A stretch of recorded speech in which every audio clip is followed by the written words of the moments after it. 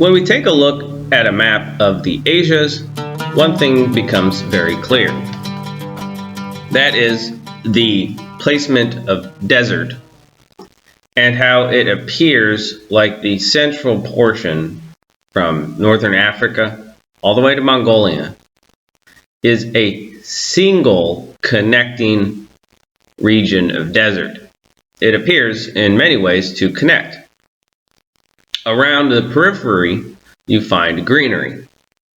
But the majority of the Asias, as they were once called, is desert.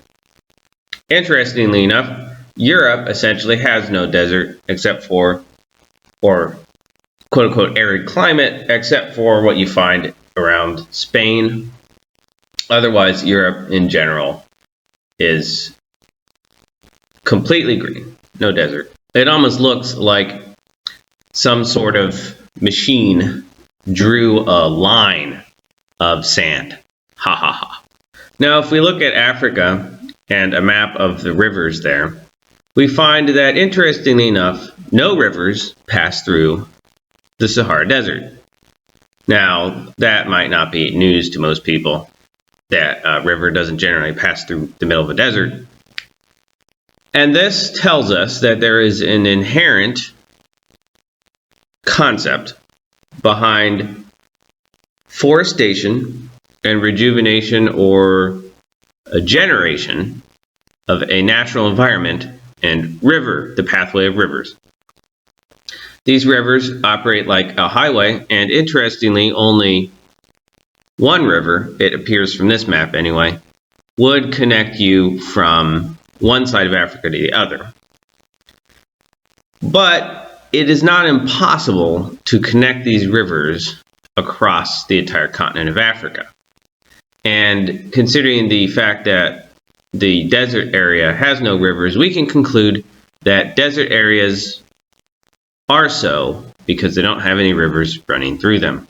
Then when we go to the East Asia portion, we find a similar circumstance, with rivers mainly being around green areas and virtually none moving through desert areas. Now, it would not be impossible to connect these large rivers to other large rivers and rejuvenate the land in doing so.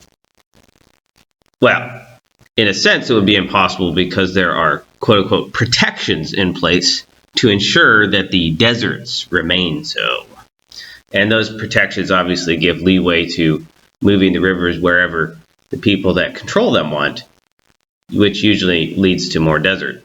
Then if we go and look at a map of the Americas, we find a similar circumstance where the portions that are desert includes mainly the western portion of the United States and the western coast of South America.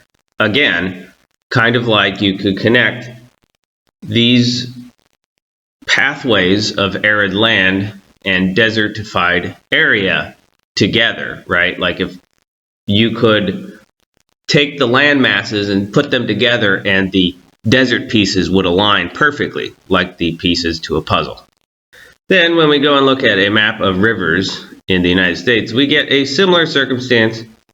However, there are in fact rivers that do run, sort of, through desertified areas. Mainly just the Colorado River.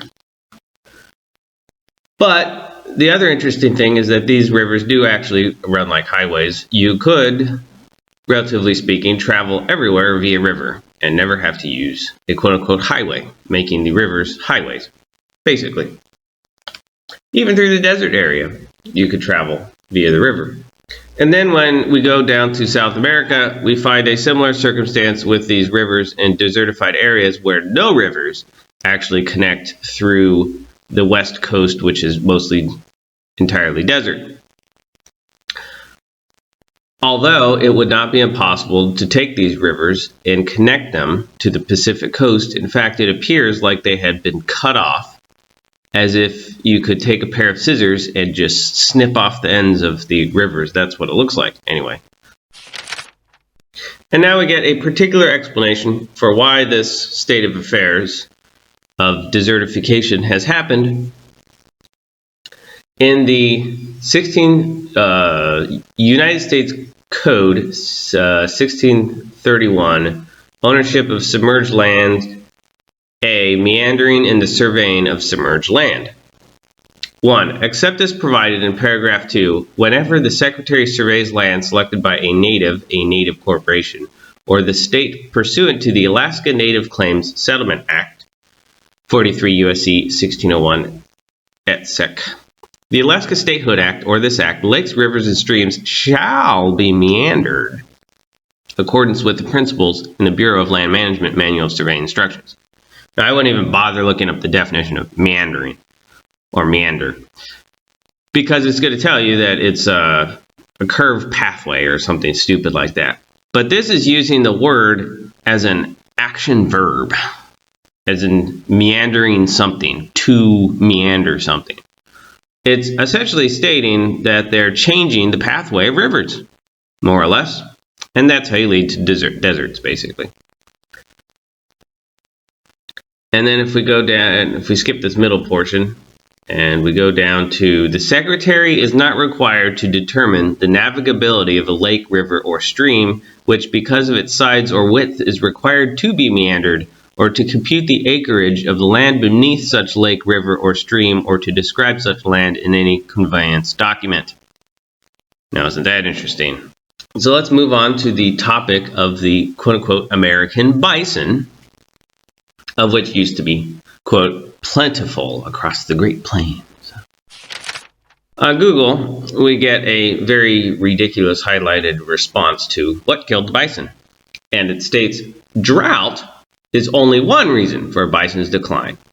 I like that that's highlighted. It does relate to the meandering of rivers, of course, and perfectly fits into the topic of this video. Horses, which spread, well, here's an interesting thing, right? Now they move on to horses. But this wasn't an asking about horses. So Google always does stuff like that, or at least the highlighted works that Google reports to be, quote, authoritarian figures are constantly doing annoying word games, and they're never helpful, basically. Anyway, horses which spread from New Mexico onto the Great Plains in the late 1600s and early 1700s also stressed bison populations. Yeah, that's a lie.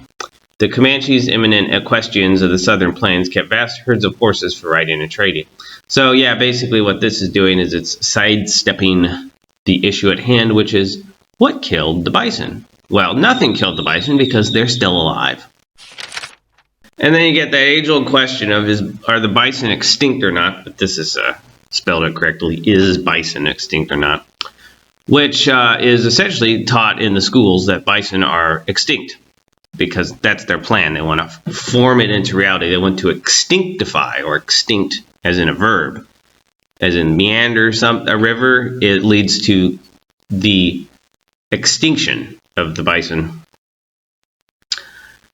Here it states, though bison once roamed across much of North America, today they are ecologically extinct.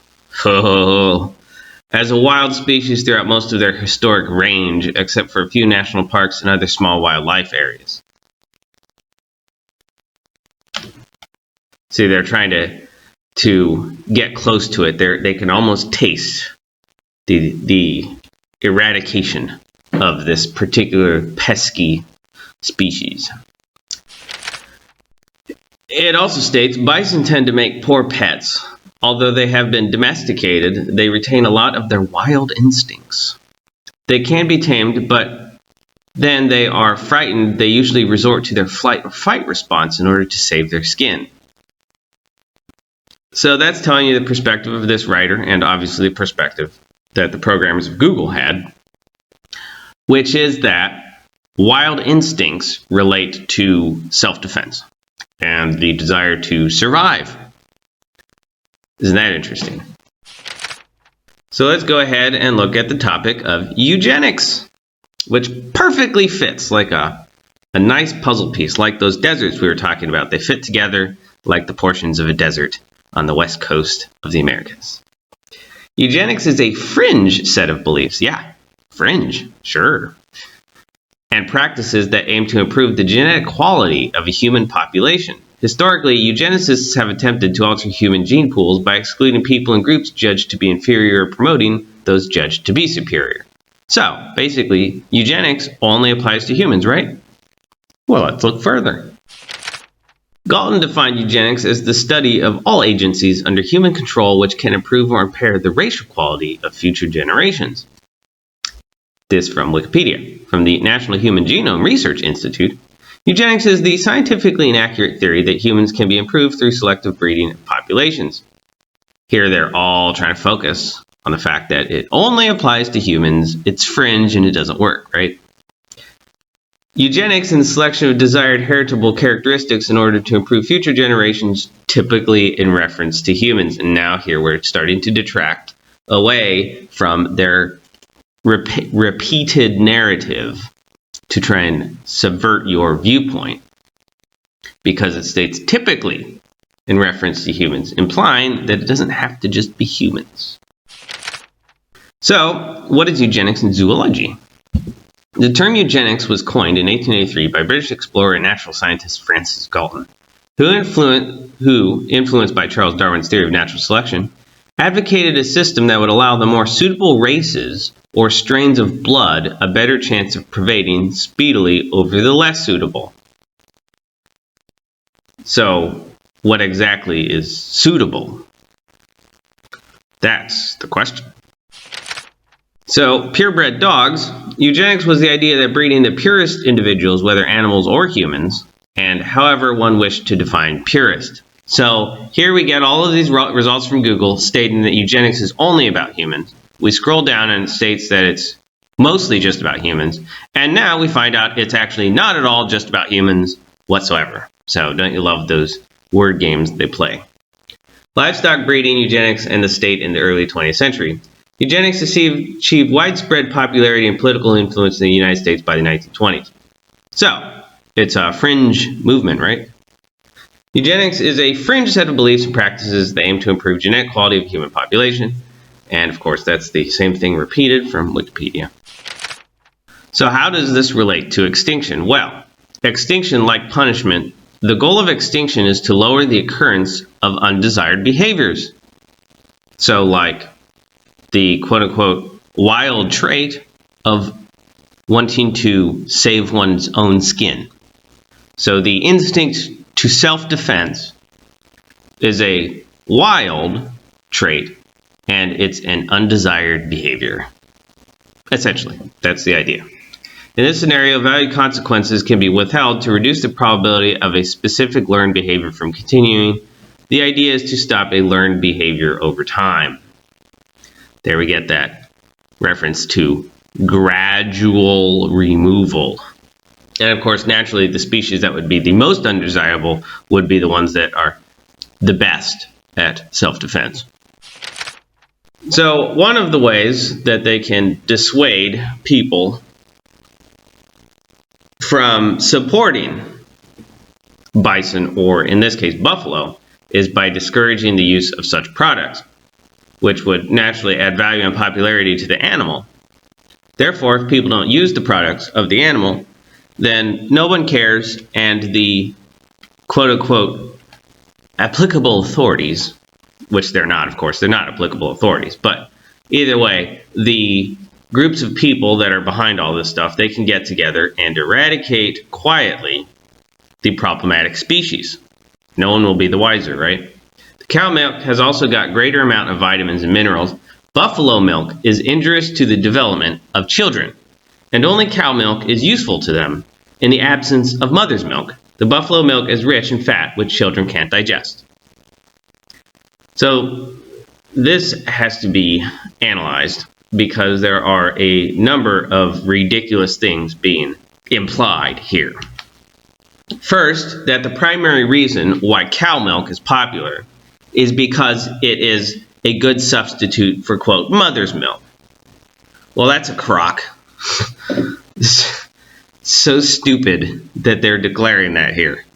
I mean, you use cow milk and everything from to cooking, you know, you use it in coffee, lattes, stuff like that. It's just ridiculous.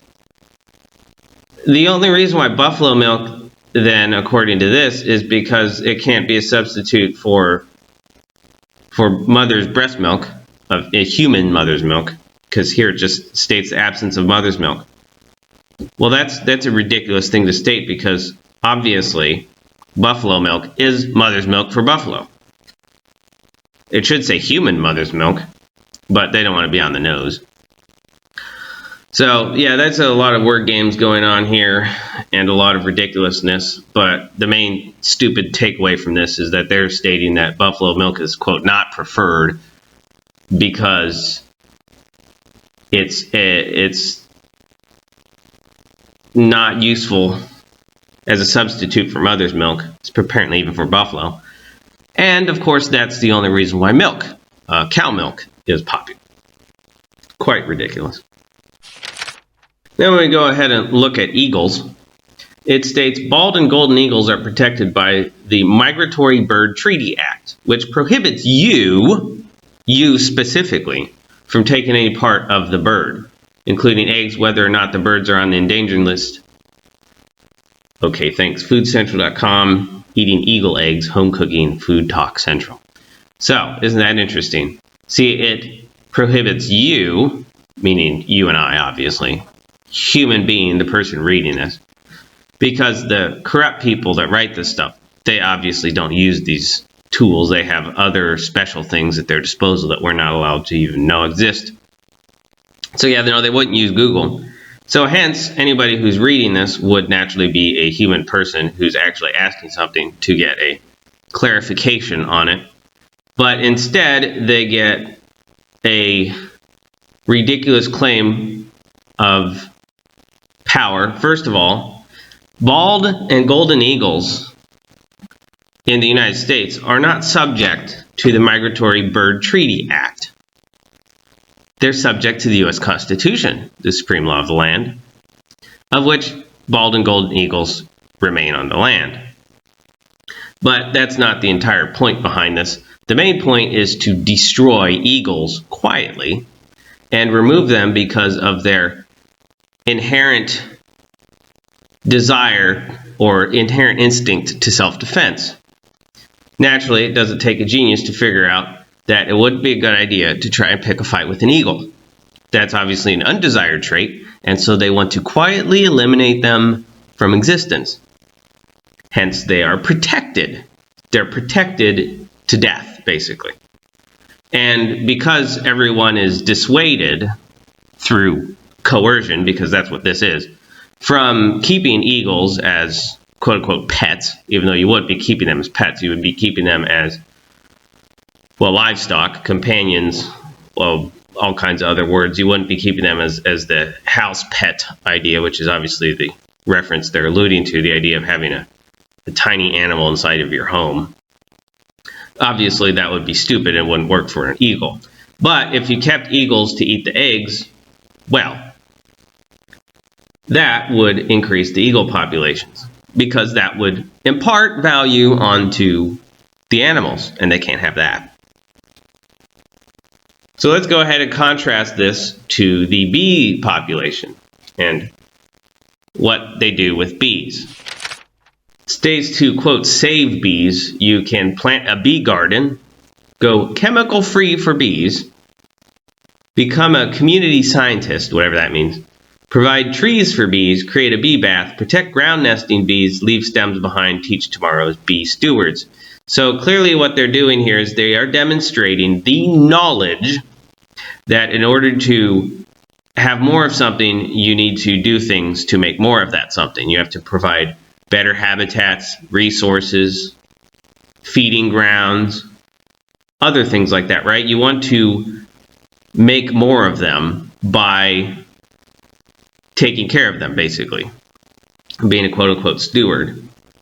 And this, of course, naturally will contrast to anything that has to do with any animals that are on the extinction lists, mostly, because I'm pretty sure they did put bees on the extinction list too. But most animals that they put on the extinction list are quote-unquote protected by something or whatever, so that regular people don't go around trying to make more of them, which is clearly a contrast to the the advice of what to do with bees because they know exactly how these things work. And if you wanted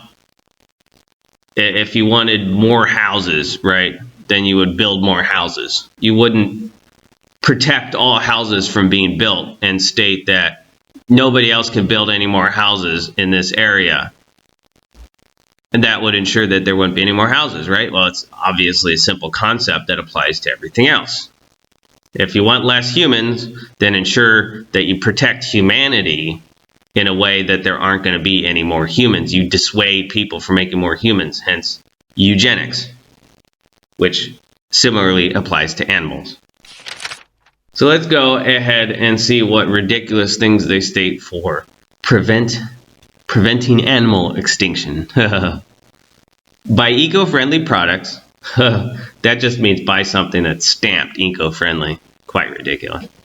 Follow the 3 rule: recycle, reuse, and reduce. Don't buy souvenirs made from endangered species. Eat less meat. Spread awareness, get involved. Now, why would eating less meat in general prevent animal extinction?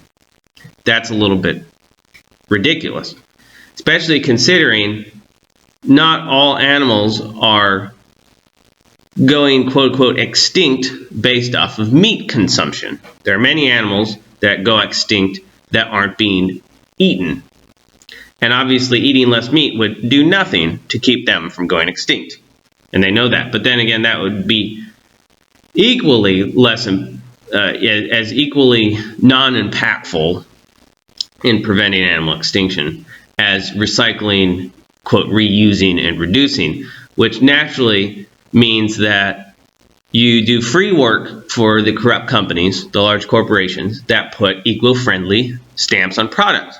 So at the same time, while you're buying eco-friendly products that have a premium because of a name that they put on it, they can go ahead and take that money and use it on whatever they want, and you have to believe and have faith that they are not going to use that money in a destructive manner.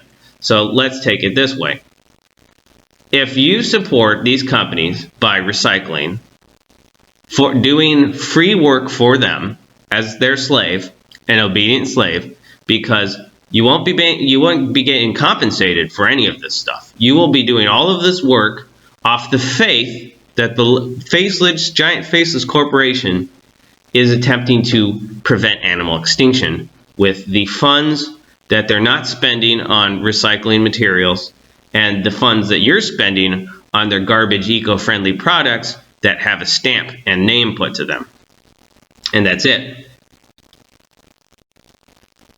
And then don't buy souvenirs made from endangered species. That obviously relates to not imparting value to endangered species so that they can go extinct. That's the main reason. Although I don't know any souvenirs other than maybe things that would be made from like leather. And not all animals have value based off of things you can make from them. So that's pretty ridiculous. Then of course spread awareness and get involved. That has to do with, in fact, furthering the ends of animal extinction. Because if you go around pushing all of this nonsensical prevention methods, which are lies, of course, then what you'll be doing is you'll be helping twofold. You'll be assisting with products, and you'll also be a willing participant in the destruction of the environment, while acting under the guise of trying to, quote-unquote, protect the environment. So isn't that interesting? So under how many species are on the extinction list, states when a species population is this low, its area of occupancy is not considered. There are now a total of 41,415 species on the IUCN Red List. That's probably the list that's red because it has to do with warfare and blood leaving the body. And 16,306 of them are endangered species threatened with extinction. Now notice the way that that is worded. They are threatened with extinction. And here it states there are 9 categories of extinction. Divides species into 9 categories: not evaluated, data deficient, least concern, near threatened, vulnerable, endangered, critically endangered, extinct in the wild, and extinct. And under causes for extinction, habitat loss, species endangerment, and extinction have three major anthropogenic causes: overhunting or overharvesting, introduction of non-native species, including the spread of disease. Notice the wording there, including the spread of disease, as in an intentional spread of disease, and habitat degradation or loss. Again, there's an intentionality here. All three causes probably were factors in prehistoric as well as modern times. So let's go ahead and look at some of the operations that were taken out with the goal of eliminating undesirable behaviors in species. Operation Vegetarian. Operation Vegetarian was a British military plan in 1942 to disseminate linseed cakes infected with anthrax spores into fields of Germany. These cakes would have been eaten by the cattle, which would be consumed by the civilian population, causing the deaths of millions of German civilians. Furthermore, it would have wiped out the majority of Germany's cattle, creating a massive food shortage in the rest of the population that remained unaffected. Preparations were not complete until early 1944. Now remember, in the United States, there was a major quote-unquote pandemic that happened among the cattle populations, allegedly, where most of the livestock died in the United States. So take it that way, you will.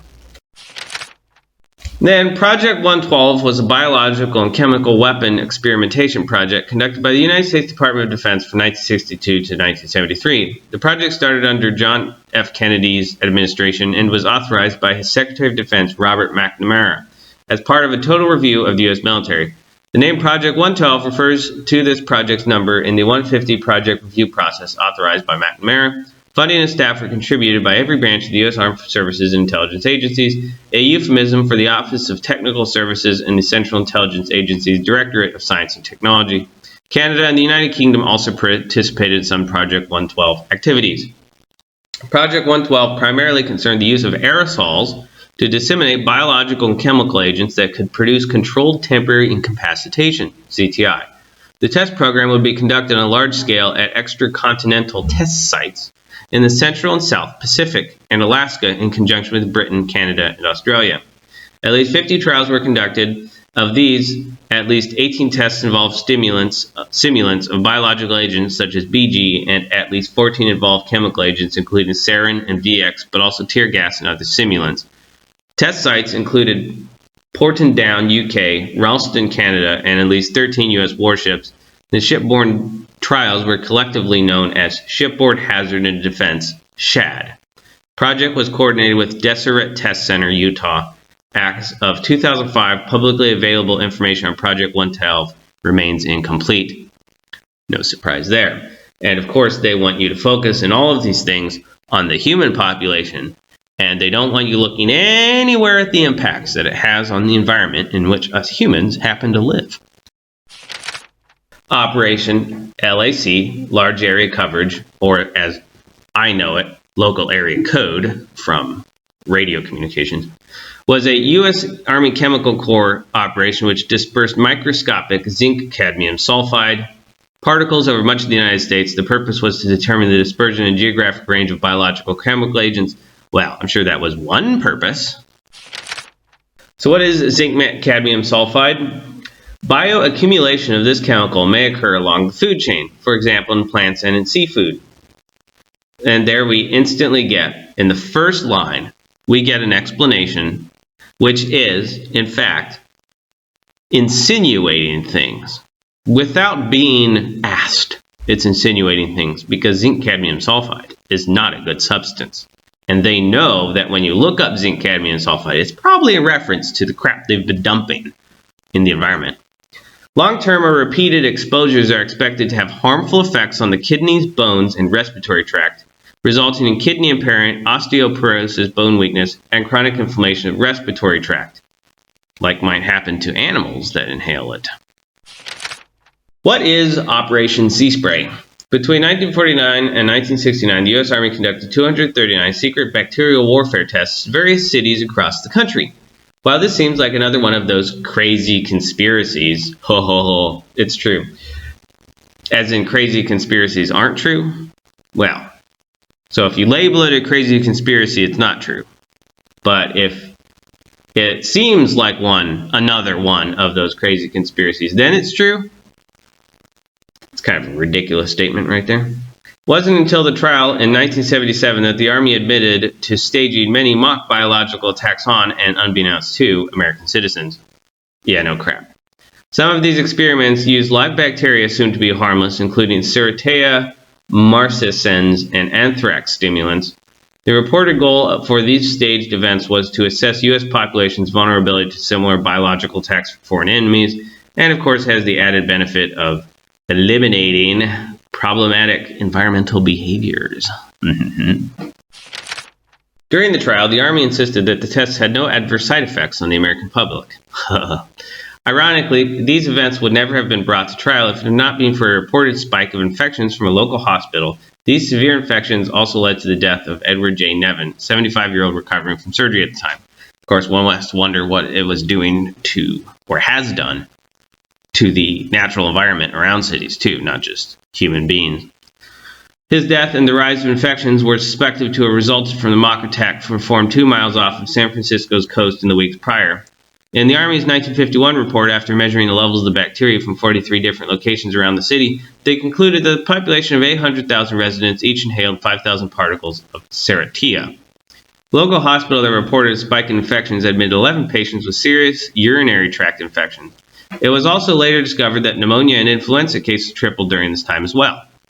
The Army argued that the infection rate increases was purely coincidental and likely the fault of a hospital not following proper safety protocol. They stuck to this argument despite red pigment, a common characteristic of Serratia, found within the patient's urine. While the military insisted that the test attacks posed no health concerns, they failed to monitor the community after concluding their research. Because of this, it would be impossible to guarantee there weren't any adverse long-term effects on the people or ecology. So naturally, they are attempting to shift the blame onto the, quote, Army, one faceless entity that can't ever be held accountable for anything. They do love to shift liability. The mock attack conducted in San Francisco was one of many. The Army initiated similar experiments in Washington, New York, Key West, Panama City, Alaska, and Pennsylvania. Tests were also performed at several bases around the country, housing military members and their families. Some of these simulations took place in airports, turnpikes, bus stations, and subways. The airport mock attack was initiated by carrying briefcases around the terminal as they sprayed bacteria. In the subway, light bulbs filled with Bacillus subtilis were dropped to spread the bacteria. Yeah, I imagine those are probably done by priests and professors and doctors and all these people with their lovely titles. Operation DEW refers to two separate field trials conducted by the United States in the 1950s. The tests were designed to study the behavior of aerosol-released biological agents. Yeah, designed to study. They do love that phrase. Operation DEW took place from 1951 to 1952 off the southeast coast of the United States, including near Georgia and North and South Carolina. Operation DEW consisted of two sets of trials, DEW 1 and DEW 2. The tests involved the release of 250 pounds of fluorescent particles from a minesweeper off the coast. Operation DEW 1 was described in a U.S. Army report known as Dugway Special Report 162, dated August 1st, 1952. The purpose of Operation DEW was to study the behavior of aerosol-released biological agents. Yeah, that's one of the stated purposes, anyway. Could have many other purposes, too. Operation DEW 1 consisted of 5 separate trials from March 26, 1952 into April 21, 1952 that were designed to test the feasibility of maintaining a large aerosol cloud released offshore until it drifted over land, achieving a large area coverage. The test released zinc cadmium sulfide along a 100 to 150 nautical mile line. That approximately 5 to 10 nautical miles, 10 to 20 kilometers off the coast of Georgia, North Carolina, and South Carolina. 2 of the trials dispersed clouds of zinc cadmium sulfide over large areas of all 3 U.S. states. The tests affected over 60,000 square miles of populated coastal region in the U.S. Southeast. The DEW 1 releases were from a Navy minesweeper, the USS Tercel. DEW 2 involved the release of fluorescent particles, zinc cadmium sulfide, and plant spores, lycopodium, from an aircraft. Now remember, one of the things that leads to extinction is the implementation of non-native species, quote unquote. Due to was described in a 1953 Army report, which remained classified at the time of 1997 report by the U.S. National Research Council concerning the U.S. Army's zinc-cadmium sulfide dispersion program of the 1950s.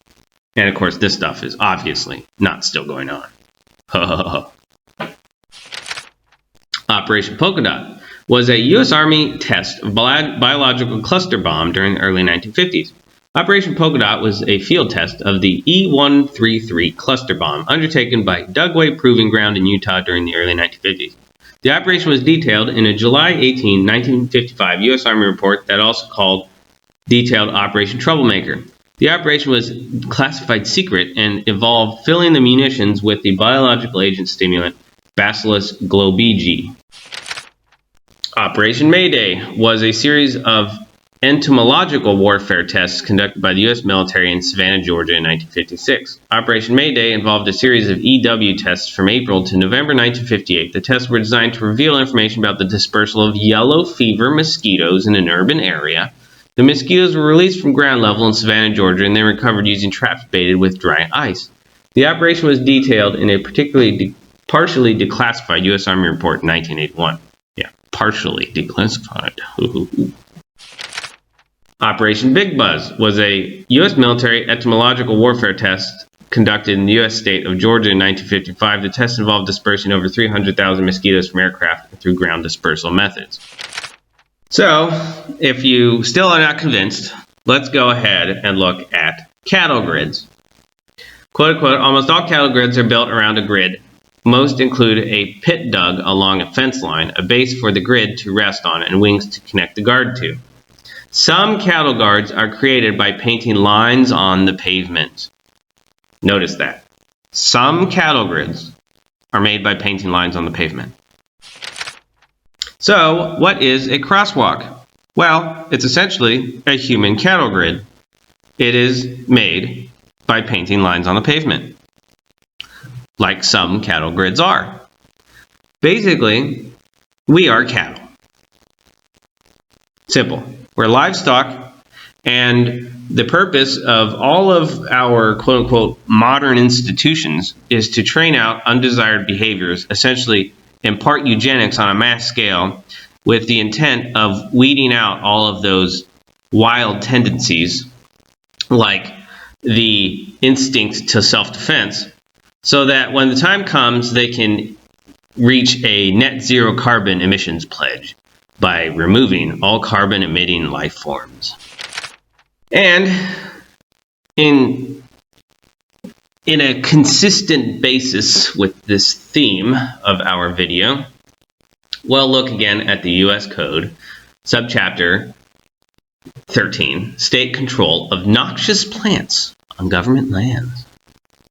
Now notice, government lands will also include private, because everything is under the control of the government. And if you don't think that it's under control of the government, just try and do something that the quote-unquote government does not like. And of course, the government are mainly your doctors, lawyers, professors, and reverends. Anyone who's got a particular title, they are all your government, or our government. Although I don't recognize them as my government, they're just bullies with guns, basically. Anyway, the control of noxious plants on government lands, state programs, terms of entry.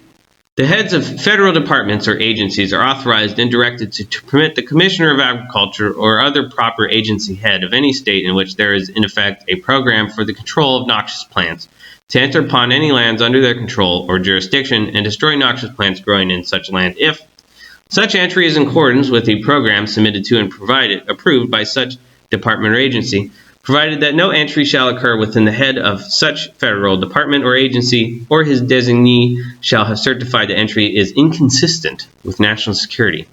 Isn't that interesting? Noxious plants and national security. Codified words. I wonder what their, quote, noxious plants would be. And I wonder what exactly their national security is. But it has to do with the juridic nation.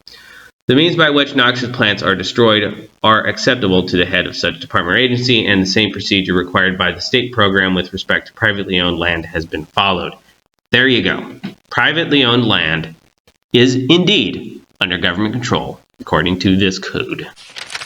Then, in Rupert Sheldrake's The Presence of the Past, Morphic Resonance and the Habits of Nature, we get a more scientific, I guess you could say, explanation of this. Text copyright 1988, 2011, Rupert Sheldrake. Under natural selection, it states that natural selection plays some part in the evolutionary process seems beyond dispute. Countless species and indeed whole ecosystems have become extinct while others have not.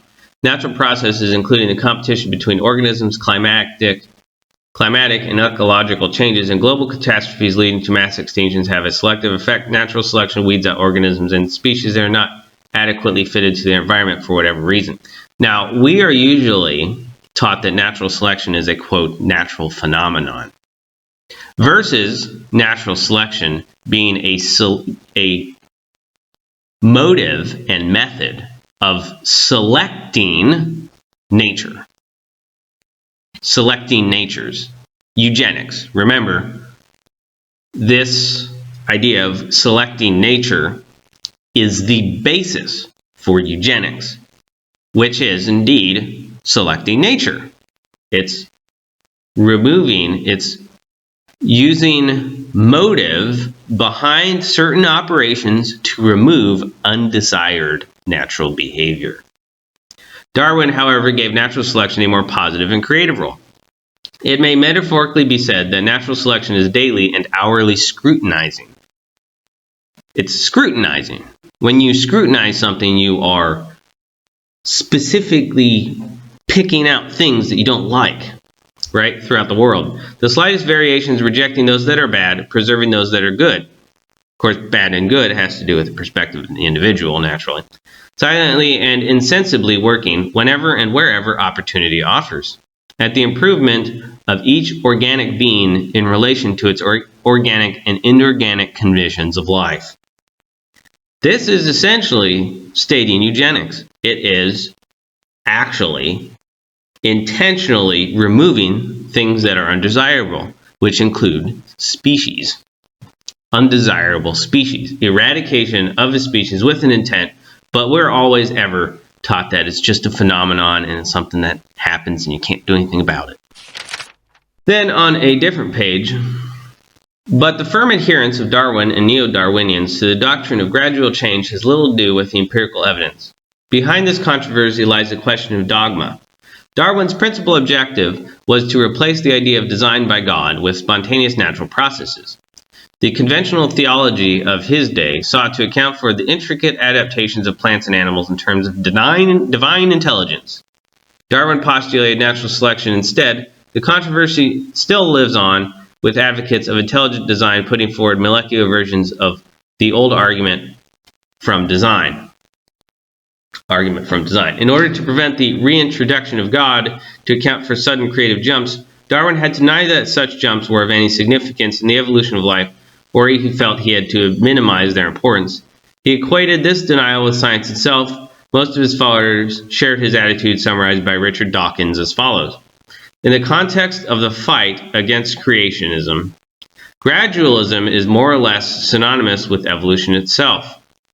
If you throw out the very thing that makes evolution more plausible than creation, creation is a special case of saltation.